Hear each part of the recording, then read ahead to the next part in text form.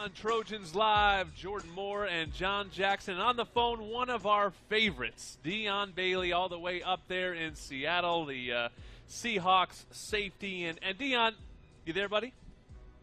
Yes, sir. How you doing? There he is, my guy. You know, I know the game didn't go as well as you'd like, but can you just start by putting into words the fulfillment of the dream of starting a game in the NFL? Just a surreal moment. Truly a dream come true, a moment I've been waiting on my whole life. Dion, Very blessed to be in that position. Dion, how many people have asked you for a loan? Not yet? Not quite, not yet. Okay. Now, and you know, to go along with that, I mean, you know, talk about the journey it's been for you. Coming from college, making the decision to come out a year early, and then of course, not getting drafted, but getting the opportunity and finally making a team. Just reflect on that whole the whole circumstance since you've left USC. It's just really been more of a mental journey than anything else for me, from not getting drafted, having to stay mentally strong through that, and then tearing up my ankle throughout training camp as a rookie, and having to stay mentally strong through that. It's just really been a mental battle, really, but it's turned out well so far, so hopefully I can just keep this good thing going. Well, you know what? We want to congratulate you, too, man. You're engaged. Yes, I am, to a fellow Trojan alumni. That's right. Former USC women's soccer star Autumn Altamirano. So, what's it like being a kept man now? It's cool, man. It takes a lot of, well, not pressure, but just other things to worry about off your mind.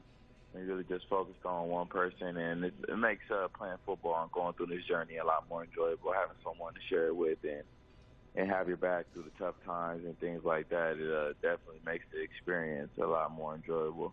Hey, well, as you know, it's Stanford week, and you've had some special games against Stanford. Talk about what the players are thinking and how you sort of approach Stanford week, and of course, you were involved in some great finishes against the Cardinal. Yeah, that Stanford matchup has always been one that's fared me well. So it's definitely a tough week. It's going to be a lot of hitting. It's really bring your lunch pail, your hard hat type game. You're going to run a lot of power. It's going to try to run down your throat. So the defense is going to have to buck up, tackle well. And, I mean, the offense is looking as fast as ever. So pretty sure they're going to have a problem slowing them guys down. I know you're close with Sua Cravens. You played with him here. What do you think of the transition he's going through? It's pretty similar to the one that you went through, where they sort of want to get that playmaker closer to the line of scrimmage. What have you seen from Sua's career development? I've always told him that he suited the position change. I felt like he could do what I was doing. He had the more physical stature to do it, to play in the box. I mean, he's like 6'2", 6'2.5", like 230 and whatnot. So I told him it was a little tough for him, I think, at first, because everybody thinks what they come in as, thinks he's the best safety in the world. But I think the change has helped him. It puts him around the ball a lot more so he can affect the game more. What's been the biggest change for you? I mean, I know you played safety in high school, but then you came here, you were playing that hybrid type of position where you're both the safety and the linebacker, so to speak, and just like you said, sort of being put wherever the ball is supposed to be going. How much of a transition has making the move back to safety been for you, especially trying to make it at the NFL level? It's just been trying to reset my vision standpoint, really, from getting a perspective from being 5 yards to 6 yards back at linebacker depth to adding 6 to 8 more yards, being 12 to 15 yards deep. So it's just trying to get a good understanding of perspective, just feeling things, not seeing too much because I'm seeing more. Just because I'm seeing more doesn't mean I have to see everything. Just I can feel things. So it's just things like that I've been adjusting to. Things have really come full circle for you, too. Way back in the day, you signed to play for Pete Carroll here.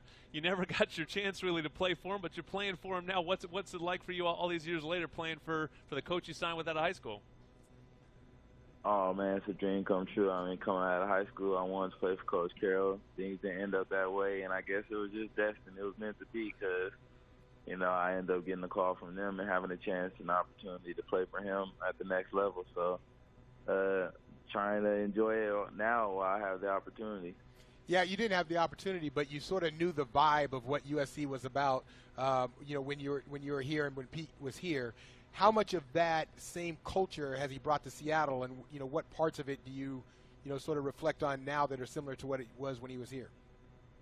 Oh man, it's identical. The scheduling of the practice, just the whole philosophy, the way they run things, meetings, everything is identical. Pre-game meal, all that is identical to how he had it at SC. So I was very familiar with everything going on here, coming in here, being recruited by them, and understanding the way they like things ran. All right, last thing for me, man. How's life in Seattle? It's a little bit different from the weather down here. Definitely, it's a lot more wet up here. Just wait. It's going to get worse. They fit you with some nice raincoats? Definitely got to get my rain attire up. I'm working on that. But you got the 12th man to help you. All right, well, they're giving me some pointers. We appreciate you, Dion Bailey. A lot of great days ahead for you up in Seattle, and we appreciate you jumping on the call with us and hope to get you back down here soon.